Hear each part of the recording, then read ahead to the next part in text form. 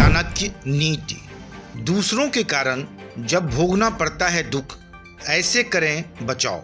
आचार्य चाणक्य की नीतियाँ सदियों पहले जितनी प्रामाणिक रहीं, आज भी उतनी ही कारगर हैं।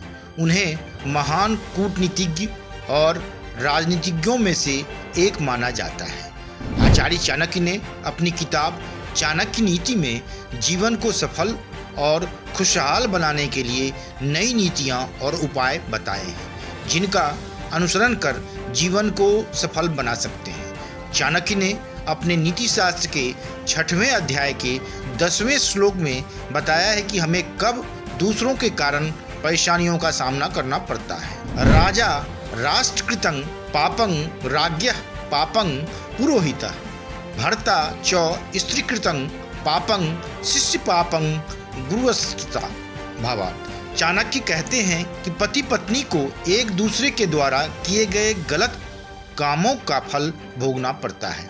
अगर पति कुछ भी गलत करता है तो उसका फल पत्नी को भोगना पड़ता है, और अगर पत्नी कुछ गलत करती है तो उसका फल पति को भोगना पड़ता है। इसलिए परेशानियों से बचने के लिए पति पत्नी को एक दूसरे को गलत काम करने से रोकना चाहिए।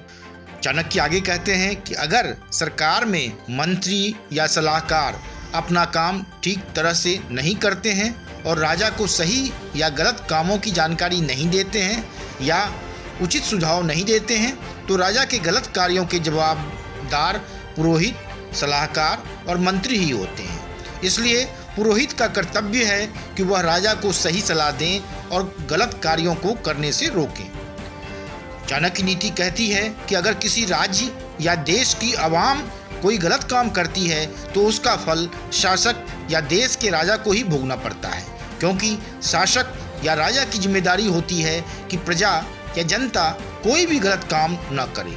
अगर राजा अपना काम ठीक तरह से नहीं कर पाता है तो जनता और राजा का विरोध करने लगती है, और ऐसी स्थिति उत्पन्न होने पर दोषी राजा को ही माना जाता है।